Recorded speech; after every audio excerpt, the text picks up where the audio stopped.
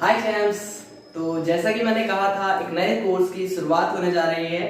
तो कोर्स में बेसिकली हर चैप्टर होगा केमिस्ट्री और फिजिक्स का। केमिस्ट्री और फिजिक्स को लेके ये कोर्स बनाया गया है नीट 2022 के लिए। तो चलिए पहला चैप्टर केमिस्ट्री का शुरुआत करते हैं मोल कॉन्सेप्ट से। ओके, तो मोल कॉन्सेप्ट बेसिकली आपको पता है ना, केमिस्ट्री तीन पार्ट्स में डिवाइडेड है 11th-12th की। फिजिकल केमिस्ट्री, ऑर्गेनिक केमिस्ट्री और इनऑर्गेनिक केमिस्ट्री। तो जब अभी पहला चैप्टर हम स्टार्ट कर रहे हैं फिजिकल केमिस्ट्री का है। फिजिकल केमिस्ट्री क्या होती है? फिजिकल केमिस्ट्री वो केमिस्ट्री होती है जिसके अंदर हम बेसिकली वेट, अमाउंट्स, इन सब के बारे में मतलब कैलकुलेशंस करते हैं हम इसमें। तो ये होती है फिजिकल केमिस्ट्री। और बाद में फिर धीरे धीरे हम इनऑर्गेनिक पे आएंगे, उसके बाद अंत में ऑर्गेनिक केमिस्ट्री करेंगे। इस तरह से हमारा फ्लो रहेगा। तो शुरू करते हैं। मोल कांसेप्ट जो है ना, बहुत इंपॉर्टेंट चैप्टर है पूरी केमिस्ट्री को लेके। क्यों?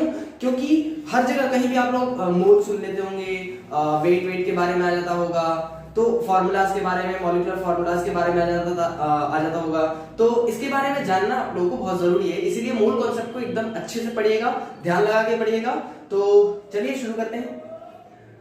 ठीक है, तो मोल कॉन्सेप्ट में शुरुआत करना, जैसे कि मैंने कहा था, अमाउंट के बारे में, वेट सब के बारे में, केमिकल कंपाउंड्स के, इन सब के बारे में पढ़ेंगे। तो वेट से ही शुरुआत करते हैं हम लोग। सबसे पहले पढ़ेंगे हम लोग एटॉमिक मास। एटॉमिक मास है ना, या मास ऑफ एन एटम, ऐसे लिख लो, मास ऑफ एन एटम। ठीक है, अब किसी एटम का मास कैसे कैलकुलेट करें हम? तो आप लोगों को पता है ना, 9th-10th में पढ़ा होगा आप लोगों ने कि एटम जो होता है वो तीन चीजों से मिलकर बना है। क्या क्या? न्यूट्रॉन, प्रोटॉन और इलेक्ट्रॉन। हाँ जी।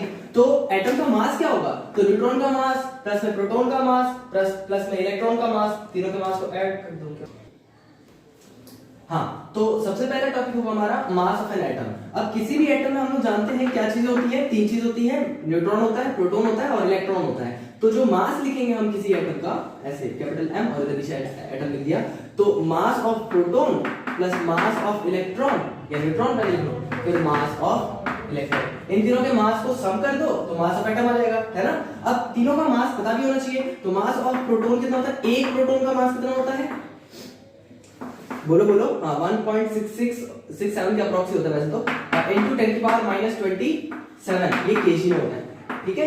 नेक्स्ट, मास ऑफ न्यूट्रॉन कितना होता है? तो 1.67 into 10 की पावर -27 केजी। ऐसे ही मास ऑफ इलेक्ट्रॉन कितना होता है? तो 9.1 into 10 की पावर -31 केजी। क्या आपको दिख रहा है? मास ऑफ इलेक्ट्रॉन जो है वो मास ऑफ प्रोटॉन के काफी ज्यादा कम है। तो मैं ऐसा इसको जब डिवाइड करोगे मास ऑफ प्रोटॉन और मास ऑफ इलेक्ट्रॉन को, तो आपकी वैल्यू आएगी, मास ऑफ प्रोटॉन जो होगा ना वो 1837 टाइम्स आएगा मास ऑफ इलेक्ट्रॉन के। मतलब इतना ज्यादा मल्टीपल है मास ऑफ प्रोटॉन जो है मास ऑफ इलेक्ट्रॉन के। तो मैं क्या मास ऑफ इलेक्ट्रॉन को नेग्लेक्ट कर सकता हूं? तो जब मास ऑफ एटम निकालूंगा तो अगर उसको नेग्लेक्ट कर दिया तो बच क्या क्या गया? प्रोटॉन का मास बच गया और न्यूट्रॉन का मास बच गया। इस तरह से हम बार बार एटम का मास निकालेंगे। क्या ये सही मेथड है? नहीं। उस वक्त जो था mass of proton, mass of neutron और मास ऑफ इलेक्ट्रॉन उस वक्त पता नहीं था। तो इसके लिए क्या किया गया? देखो, अब मुझे कोई चीज पता नहीं है कि किसका वेट किस तरह से नापे हम लोग। तो अगर मान लो मैं इसको एक यूनिट बना दूं कि ये एक यूनिट है, अब मैं जो भी नापूंगा वो इससे नापूंगा, इसके वेट से नापूंगा। तो मैंने ये बोतल ले लिया, या मान लो मैंने ये पेन ले लिया। ठीक है, तो देखा गया कि जब मैं इससे इसको कंपैरिजन करता हूं तो इसका मास जो है वो इसके मास का हाफ है। मतलब इसका मास इससे डबल टाइम्स है। इसका मास जो है इससे डबल है। तो मैं कहूंगा इसका मास क्या है? 2 यूनिट्स। इसको एक अगर यूनिट माना था तो इसका डबल है ना ये, तो इसको बोलूंगा 2 यूनिट्स इसका मास, है ना। तो ऐसे ही उस वक्त कंपैरिजन करके मास निकाला गया। और किसके साथ कंपैरिजन किया गया? एक स्टैंडर्ड रख दिया गया। इसको बार बार सुना होगा आप लोगों ने, कई बार सुना होगा, थोड़ा सा इसको अवॉइड कीजिएगा please. Mass of carbon 12 atom, 1/12 into mass of carbon 12 atom. इसको बेस यूनिट बना दिया गया कि इसके मल्टीपल्स, कितना मल्टीपल है कोई दूसरे का मास, उसको उसका हम एटॉमिक मास बोल देंगे। कोई दिक्कत बोलिए नहीं ना? चलिए बढ़िया। तो अब मैं मिटा रहा हूं, ठीक है, पॉज करके लिख लीजिएगा।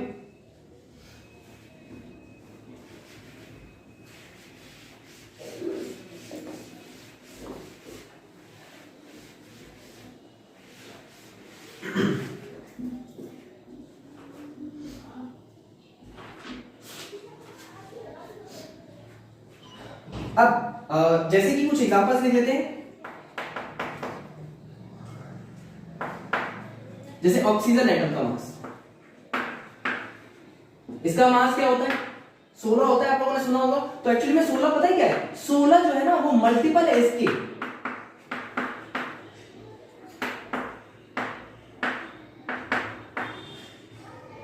मास ऑफ कार्बन 12 एटम, मतलब 1/12 of mass of carbon 12 atom का 16 टाइम्स होता है किसका मास?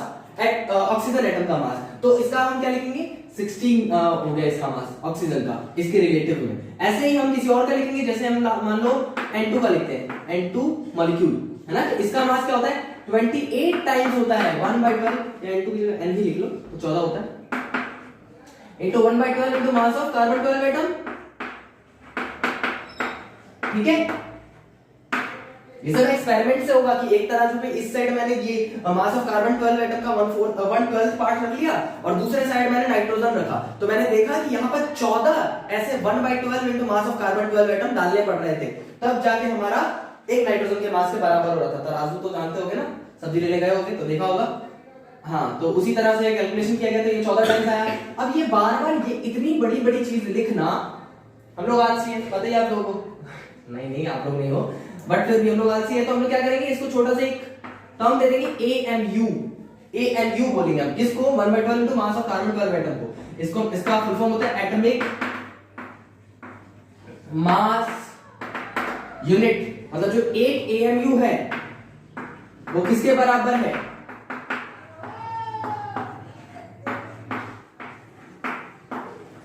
इसके बराबर है। ओके, तो 1 AMU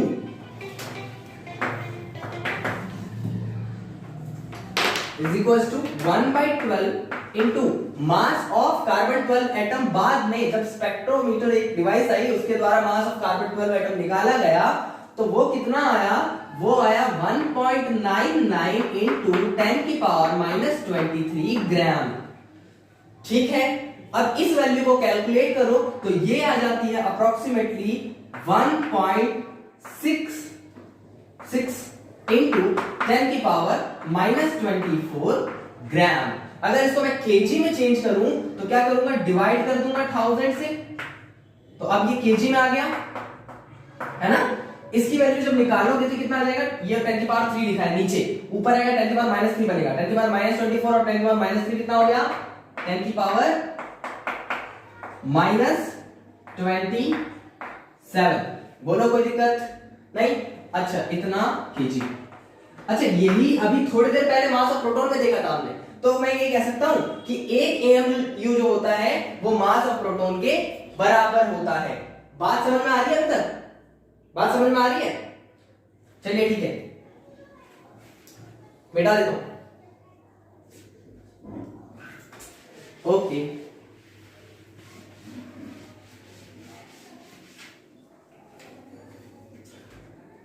हाँ जी, तो 1 AMU जो आया हमारा, वो कितना आया? मास ऑफ, एक मास ऑफ प्रोटॉन के बराबर। ठीक है, एक प्रोटॉन के मास के बराबर। ओके, अब इस अकॉर्डिंग हम सबका मास भी कैलकुलेट कर सकते हैं, किसी का भी, जैसे किसी का भी लिखना होगा तो ऐसे लिख देंगे हम कि हाइड्रोजन का लिख देते हैं, तो हाइड्रोजन का मास क्या होता है? 1 इंटू में 1/12 into mass of carbon 12 atom, उसी को तो AMU बोलते हैं, तो इसका मास क्या लिखेंगे हम? 1 AMU। कोई दिक्कत? इसी तरह हम किसी का भी मास निकाल सकते हैं, देख सकते हैं, लिख सकते हैं। ओके, तो ये सारी वैल्यू ना एक्सपेरिमेंटल है। ये 1 कैसे आया? तो ये मैंने बोला ना, तराजू में एक तरफ मैंने डाल दिया 1/12 into mass of carbon 12 atom, और दूसरी तरफ मैंने देखा कुछ और डाल के, तो कितना है? ये जो 1/12 into mass of carbon 12 atom डालना पड़ा, ये एक बार डालना पड़ा, 2 बार डालना पड़ा, 3 बार डालना पड़ा, जितने बार डालना पड़ा वही हमारा क्या आ गया? उस एटम का मास आ गया। बोलो यहाँ तक कोई दिक्कत नहीं? बहुत बढ़िया, आगे बढ़ते हैं। अब आगे हम करेंगे एक दूसरे टाइप का मास है जिसको बोलेंगे रिलेटिव एटॉमिक मास, है ना। रिलेटिव एटॉमिक मास, तो रिलेटिव एटॉमिक मास क्या होता है? तो अभी जस्ट मैंने बताया, समझाया था कि मान लो ये चीज है हमारा, जिससे मैं कैलकुलेट कर रहा हूं किसी और का मास, इसको 1 यूनिट माना है मैंने। ठीक है, तो देखा गया कि इसका जो मास है वो इसके हाफ टाइम्स है। ठीक है, तो इसका मास कितना लिख दूंगा मैं?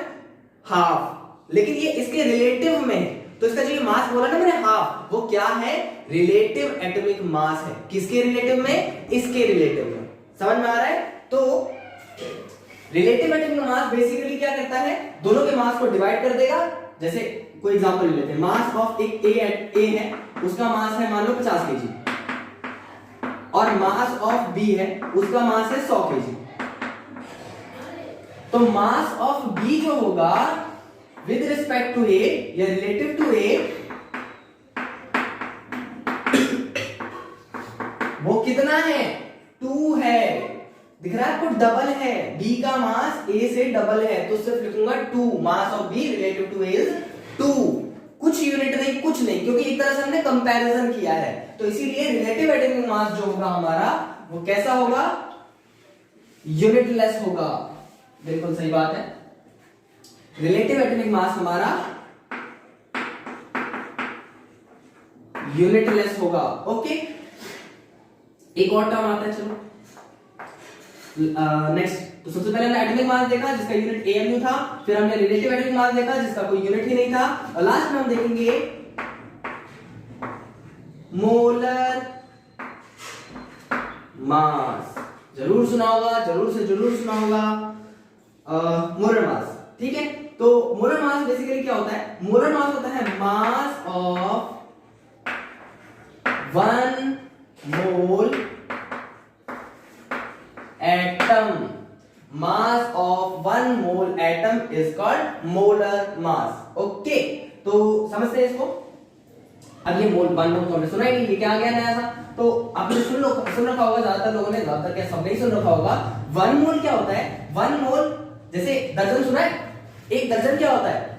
12 केले या 12 कुछ भी, है ना? वैसे ही 1 मोल कुछ फिक्स नंबर ऑफ क्वांटिटीज को 1 मोल बोल दिया गया। जैसे 12 नंबर ऑफ क्वांटिटी को 1 दर्जन बोल दिया गया, वैसे ही कुछ फिक्स नंबर ऑफ क्वांटिटी को 1 मोल बोल दिया गया। वो फिक्स नंबर ऑफ क्वांटिटी है ये।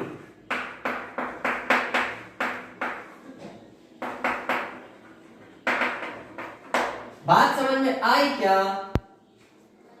समझ में आई क्या कि इतने नंबर ऑफ पार्टिकल जो होगा इसको हम 1 मोल बोलेंगे। जैसे 12 नंबर ऑफ पार्टिकल को 1 दर्जन बोलते हैं। 50 बार बोल दिया, भूलना मत।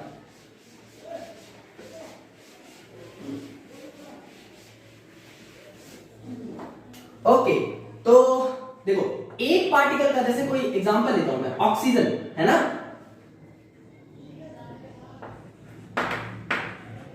एक ऑक्सीजन एटम का मास कितना है? 16। और जब एक एटम की बात करूं तो एक तरह से वो एटॉमिक मास है, तो यूनिट क्या आएगा? AMU, है ना? तो अगर मैं बात करूं molar mass of oxygen atom की, तो मैं कितने नंबर ऑफ ऑक्सीजन एटम की मास की बात कर रहा हूं? इतने नंबर ऑफ ऑक्सीजन एटम की मास की बात कर रहा हूं। तो एक का मास अगर 16 है तो इतने का मास कितना होगा? मल्टीप्लाई कर देंगे, तो 16 इंटू में 16 AMU इंटू में 6.023 इंटू 10 की पावर 23, ये हमारा क्या आया? Molar mass of oxygen atom. Okay, अब ये AMU अभी जस्ट मैंने लिखाया था,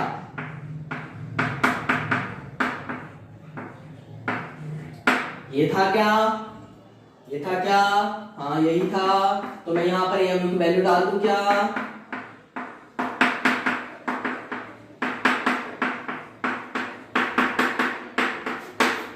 ठीक है क्या? बिल्कुल सही है। 1.6, अब अप्रोक्सीमेट कैलकुलेशन करता हूं। 1.6 16 लिखा है, 16 6 96 9.6 हो गया, और इसके पॉइंट के आगे भी 23 लिखा है, और इसके पॉइंट के आगे 06 लिखा है, तो ये अप्रोक्सीमेटली 10 आता है। इन दोनों को मल्टीप्लाई करने पर अप्रोक्सीमेटली 10 आता है। तो 16 इंटू 10 इन दोनों का लिख दिया, और 10 की पावर -24 इंटू 10 की पावर +23, 10 की पावर -1, 10 की पावर -1 से 10 की पावर +1 कर दिया। कितना आया? कितना आया? 16। अच्छा, यूनिट तो लिखा ही नहीं, ये ग्राम में था, ये ग्राम में ही तो लिखा है, ये ग्राम में ही होगा, ये ग्राम में होगा। मतलब molar mass of oxygen atom कितना आ गया? 16 ग्राम। अच्छा, atomic mass of oxygen atom कितना था? 16 AMU। अच्छा, relative atomic mass of oxygen atom कितना था? 16। बस का डोला। गंदे गंदे जोक्स आगे। चलिए मिटा दूं क्या? पॉज करके आप लोग लिख लीजिए।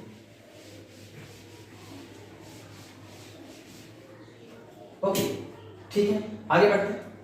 मोलर मास आप लोगों को समझ में आ गया। तो ऐसे एक एग्जांपल से मतलब कुछ और लिख के और याद करने के लिए एक जगह लिख देता हूं कि 3 तरह के मास किसी भी एटम के लिए पढ़ना है। जैसे मान लो नाइट्रोजन की बात करें तो उसका जो एटॉमिक मास होगा वो क्या लिखूंगा मैं, 14 AMU। मोलर मास होगा हमारा वो कितना होगा, 14 ग्राम। रिलेटिव एटॉमिक मास हमारा क्या होगा, 14। बात समझ में आई क्या, कोई दिक्कत है, नहीं है, पक्का? चलो बढ़िया। अब हम करेंगे अगला टॉपिक। चलिए अब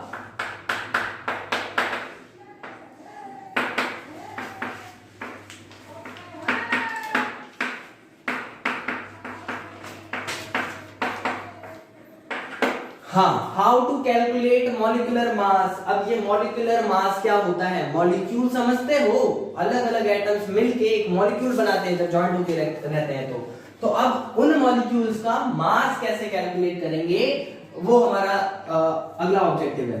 तो जैसे कोई एग्जांपल ले लो, H2O ले लो।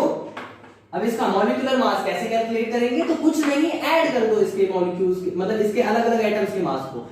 एक हाइड्रोजन नहीं, 2 हाइड्रोजन है तो एक हाइड्रोजन का मास 1 होता है, तो 2 हाइड्रोजन का मास 2 × 1 होगा।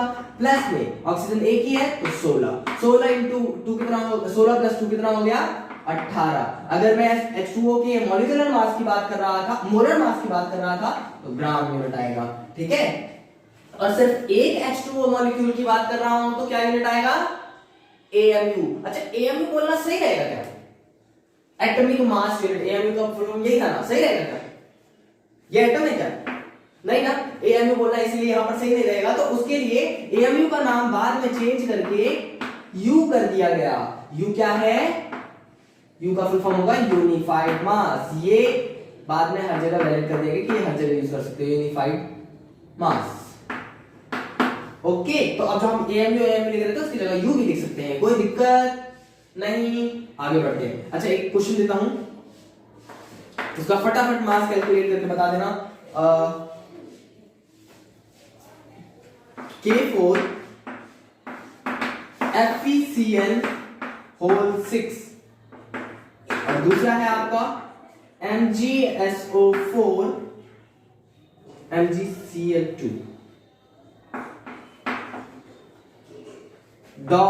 .6H2O। जल्दी से पॉज करके बताइए इन दोनों का मास हो गया, बढ़िया। अब देखो इसको कैलकुलेट कैसे करेंगे। तो इसका मास निकालने का तरीका है, इसके मास को इससे मल्टीप्लाई तो नहीं कर दिया ना, बहुत सारे बच्चों ने कर दिया होगा क्योंकि मल्टीप्लाई वाला ब्रैकेट लगा हुआ है। फिर इसका भी कुछ ऐसे किया होगा आप लोगों ने, गलत है। सीधे सबका जैसे इसमें किया था ना, सीधे सबका मास ऐड करते जाना है। K4 K का मास होता है 39। कुछ के मास आप लोगों को याद होने चाहिए और ज्यादातर के मास गिवन होते हैं क्वेश्चंस में, तो दिक्कत वाली बात नहीं है। बट फिर भी आपको 30 तक के तो याद ही होंगे आई थिंक, जहां तक मुझे लगता है। नहीं याद है तो याद कीजिए, काम पड़ता है। ऐसे 39 मास होता है, कितने हैं के, 4 प्लस फिर Fe का मास कितना होता है, Fe का मास आई थिंक 56 होता है, प्लस कार्बन कितने हैं, कार्बन 6, नीचे जो लिखा वही होता है, तो 6 कार्बन, तो 6 एक कार्बन का 12, प्लस कितने हैं नाइट्रोजन 6, तो 6 × 14। इसको आप लोग कैलकुलेट करना, कैलकुलेशन मेरा काम नहीं है, फालतू का टाइम वेस्ट होगा। आगे बढ़ते हैं, इसका मास निकाल, अब मैंने छुड़वा दिया तो छोड़ दोगे है ना, उसको करना है। आगे देखते हैं, आगे का मास कैलकुलेट करते हैं। और इसका Mg का कितना होता है 24 प्लस Cl का 2 × ACl का 35.5 प्लस 6। अच्छा, यहाँ मल्टीप्लाई डॉट लगाया तो मल्टीप्लाई मत कर देना इस चीज को, गलत हो जाएगा। प्लस ही करना है, बार बार बोल दिया प्लस ही करना है, तो प्लस ही करना है। 6 × H2 का डायरेक्ट मास आपको 18 भी लिखवाया था, वो देखो 18 लिखा होगा। बस अब इसको कैलकुलेट कर दो, ये तो सीधे हो भी जाएगा। 24 plus 18 108 plus 71 I think it's 132 and 132 203. Okay, इतना ग्राम कैलकुलेट कर सकते हैं ना? हो जाएगा क्या? पक्की बात? आगे बढ़ूं? गुड है जी। चलिए तो पॉज करके लिख लीजिएगा, मैं मिटा दे रहा हूं।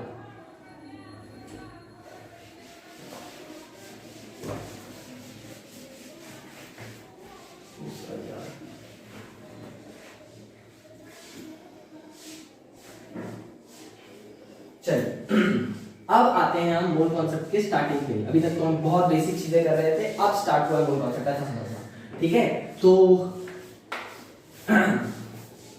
पहला है मोल्स। अभी जस्ट मैंने बताया था मोल्स क्या होता है, देखिए मोल क्या होता है।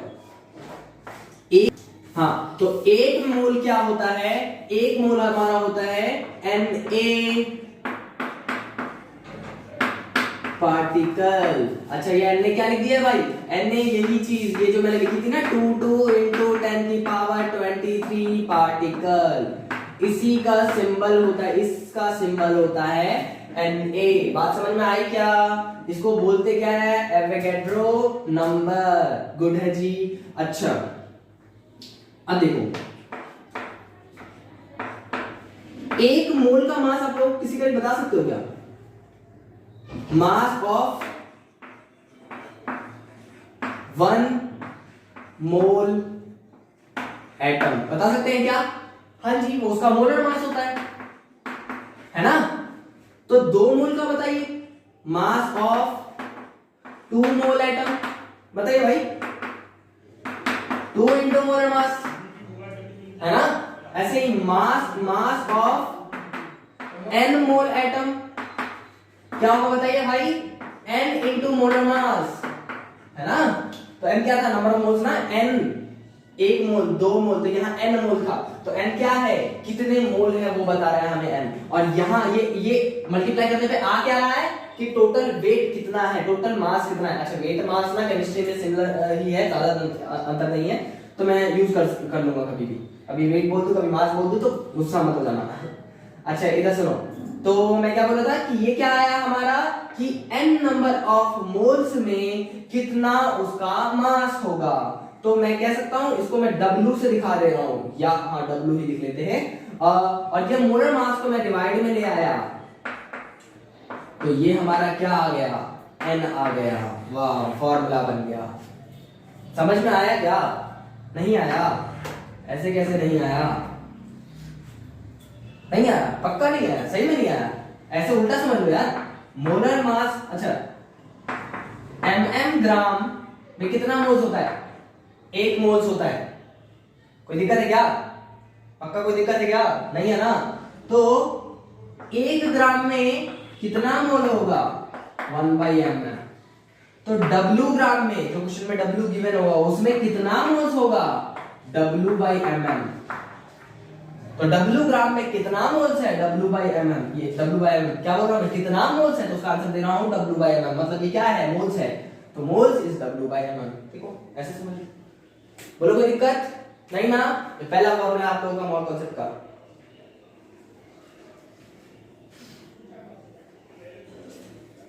सही है? मिटा दूं? चलिए मिटा देता हूं।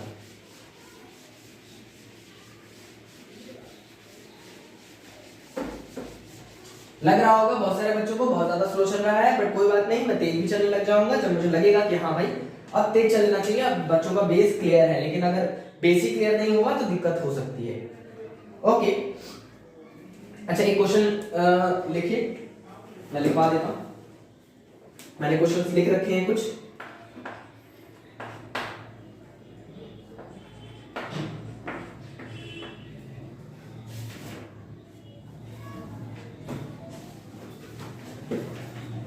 How many moles of electron will weigh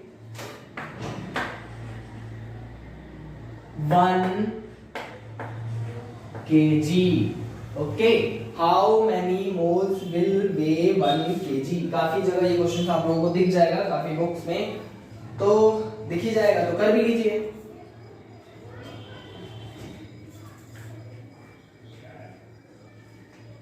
pause करके कर लीजिए। हो रहा है? चलो मैं करता हूँ।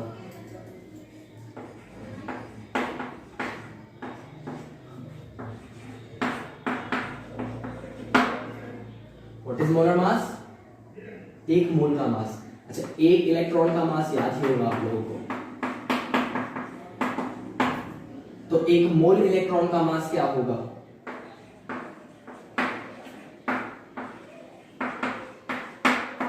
बोलिए भाई। ओहो ओहो, इसको मल्टीप्लाई कर देंगे ना इससे, है ना? तो जो आएगा वही हमारा 1 मोल इलेक्ट्रॉन्स का मास होगा।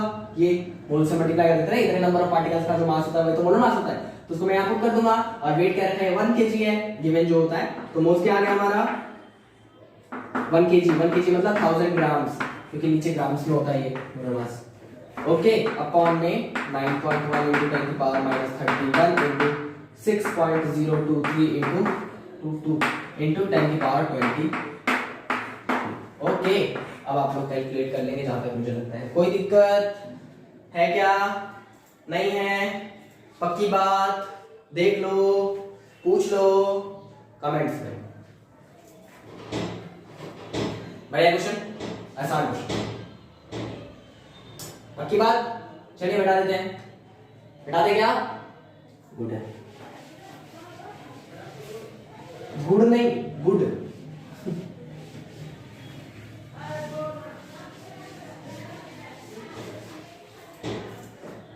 तुम्हें दिल की, अच्छा अभी नहीं आना क्या? अच्छा, एक प्यार से क्वेश्चन करते हैं। रुक जाइए। 1 क्वेश्चन है 196 U of H2SO4 contains dash number of H2SO4. Oh wow, it's very simple question. Simple है तो कर दीजिए भाई। 196 U of H2SO4 contains dash number of H2SO4. Question आपकी कंप्यूटर स्क्रीन पर हो गया क्या? चलिए ट्राई कीजिए पॉज करके, हम करते हैं। पहले H2SO4 का मैं मास तो निकाल दूं।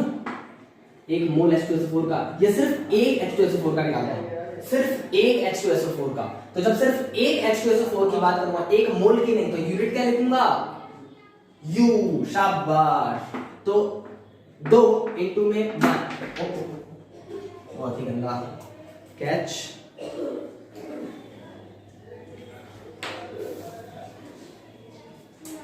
हाँ जी, हम क्या कह रहे थे?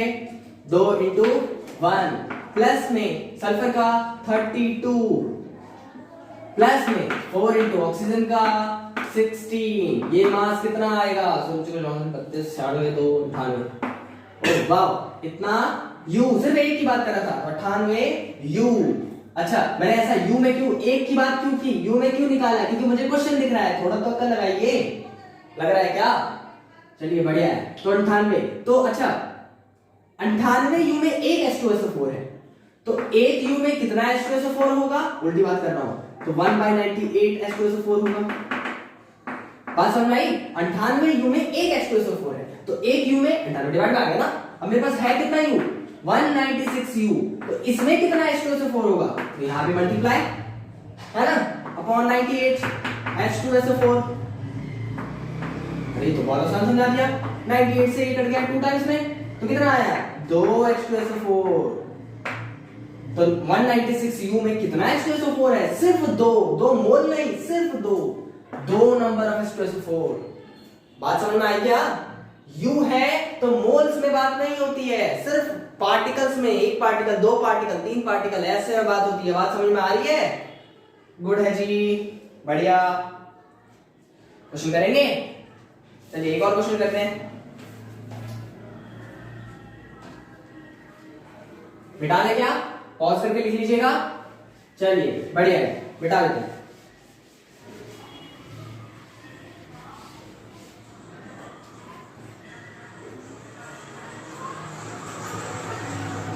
हाँ, तो क्वेश्चन लिखिए। इन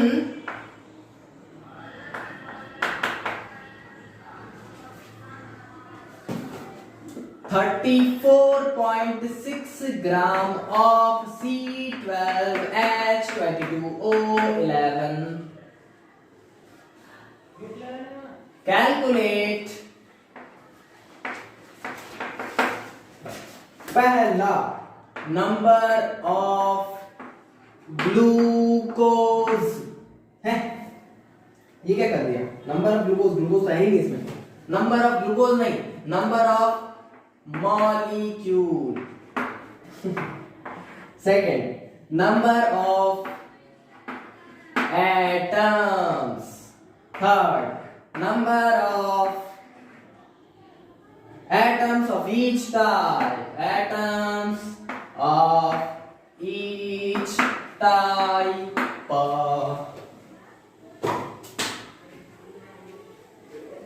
करिए करिए करिए, कुछ करिए, नस नस मेरी बोलिए। अरे मजाक मत उड़ाना कमेंट्स में, क्या खुद ही गाते रहते हैं, कुछ भी बोलते हैं। पॉज करके ट्राई कीजिए। हो गया?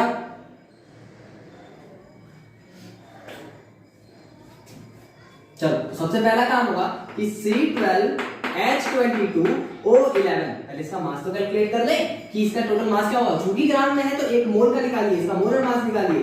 एक मोल इसका मास कितना है? तो कार्बन 12 इंटू में, कार्बन का 12 ही होता है, प्लस में 22, क्या आया है? बुड्ढी के बाल अभी नहीं खाएंगे। हाँ, तो 12 इंटू हाइड्रोजन का 1 प्लस में ऑक्सीजन 11 इंटू ऑक्सीजन का 16 का डोला, बार बार आ रहा है, मेरा नहीं है। हाँ चलो, ये कितना आया? 346 ही ग्राम आता आई थिंक। हाँ नहीं, चलो मैं क्वेश्चन चेंज करता हूँ। 342 ग्राम आता है आई थिंक।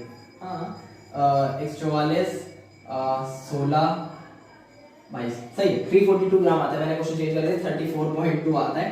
क्वेश्चन है ऐसा। चलिए, तो इतना ग्राम, ओके। तो मैं पहले मोल्स निकाल लेता हूँ।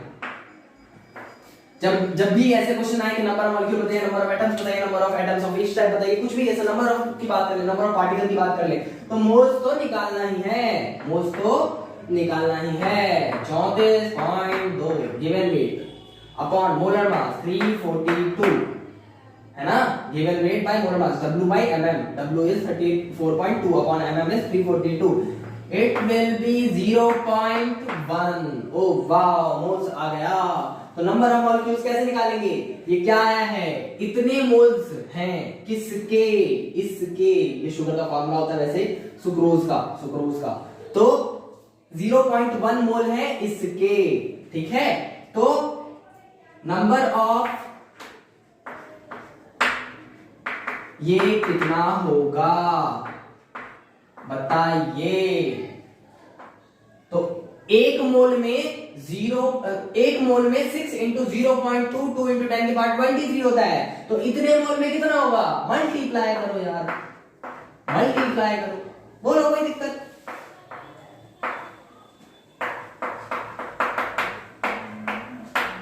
है ना? है कि नहीं? है, बहुत बढ़िया। 6.023 नहीं 22 इंटू 10 की पावर 22, बोलो कोई दिक्कत नहीं है? अगले का आंसर मिटा रहे हैं भाई, देख लीजिए। आप लोगों के पास तो यंत्र है, उस यंत्र का इस्तेमाल कीजिए, इसे पॉज कीजिए, खुद नोट कीजिए और नोट्स बनाइए और बढ़िया से पढ़िए।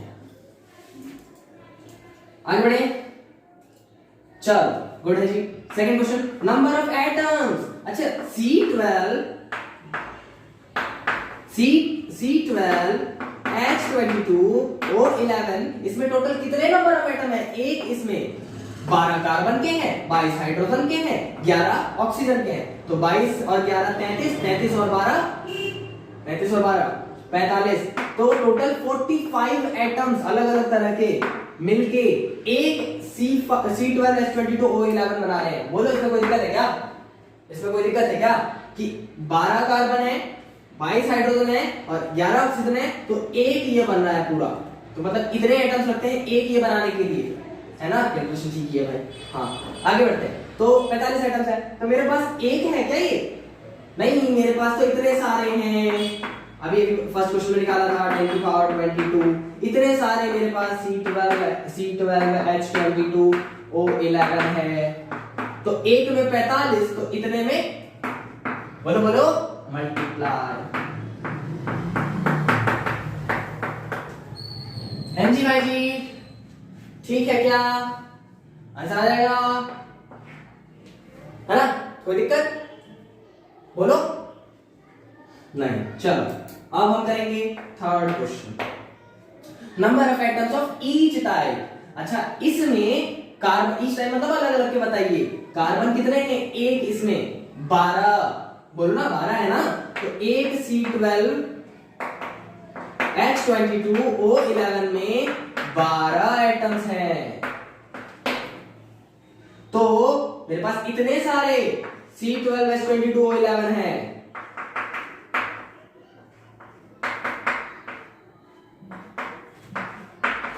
तो इसमें कितने एटम्स होंगे?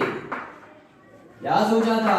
सरदार खुश होगा, शाबाशी देगा। हाँ जी भाई जी, निकाल लेंगे क्या? मल्टीप्लाई तो करना है यार, इतना भी नहीं होगा। हाँ, मैं डैश बना रहा हूँ ना, आप लोग भी कॉपी में डैश बना लीजिए, मुझे पता है। हाँ, जो लोग सब फ्रेंड मत हो जाना।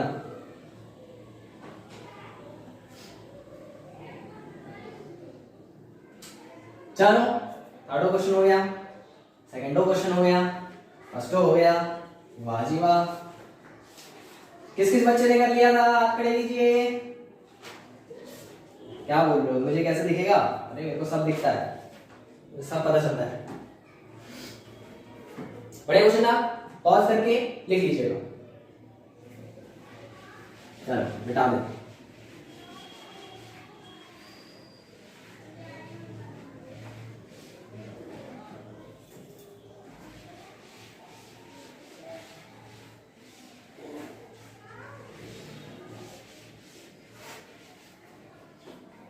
हाँ, तो अभी नंबर ऑफ मॉलिक्यूल्स वाले क्वेश्चन देखे थे, नंबर ऑफ पार्टिकल्स वाले क्वेश्चन देखे थे, तो उसका भी फॉर्मूला देख ही लेते हैं। देख ले क्या क्या बोलती है पब्लिक? बचाएंगे? आप बहुत फिल्मी है सर। सर मत बोलिए, भैया बोलिए। सर कहां से हो गया? हाँ, इतने नंबर ऑफ पार्टिकल्स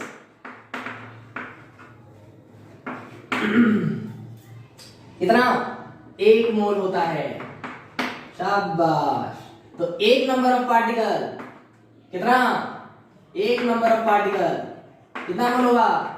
अरे डिवाइड हो जाएगा भाई जी, क्या आप भी पूछते रहते हैं, इतना भी नहीं आता। हाँ जी, तो n नंबर ऑफ पार्टिकल्स, एक को n बनाया, मल्टीप्लाई करके इधर में मल्टीप्लाई कीजिएगा। शाबाश। इतना मोल्स, मतलब मोल्स का फॉर्मूला क्या बन गया?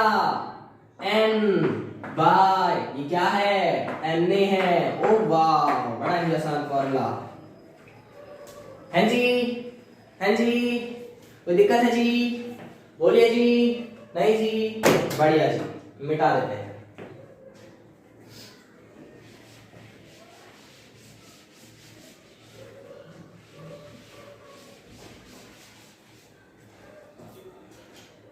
चलो बढ़िया है। तो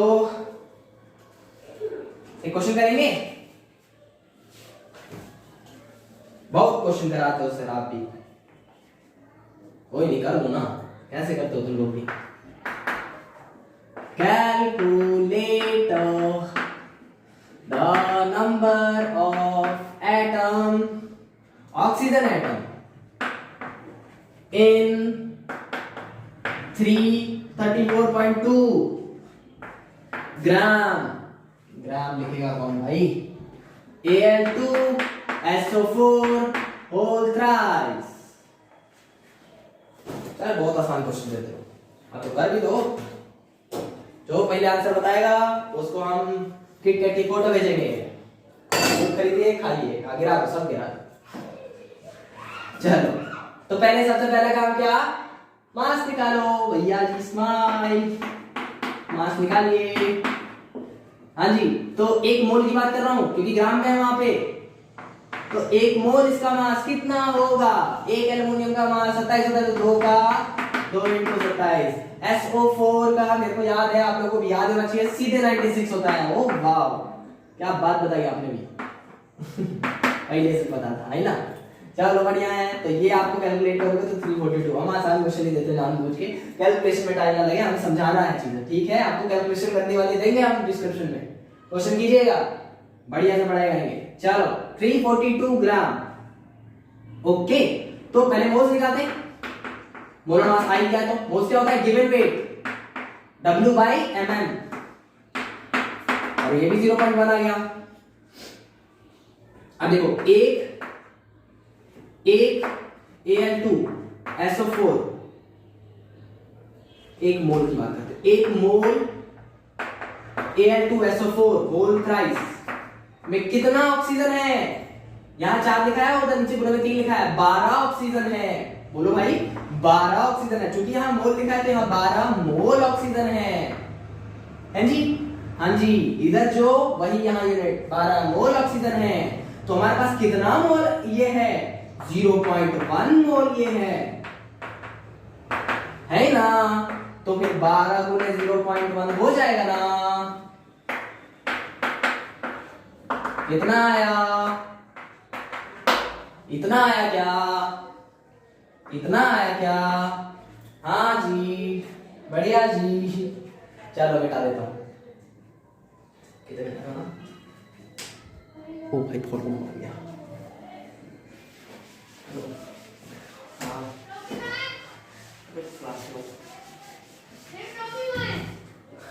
चलो तो आगे की पढ़ाई करेंगे अगले वीडियो में। तब तक के लिए स्वस्थ रहिए, मस्त रहिए, घर पे रहिए, कोरोना से बचे रहिए। चलिए, धन्यवाद, बाय।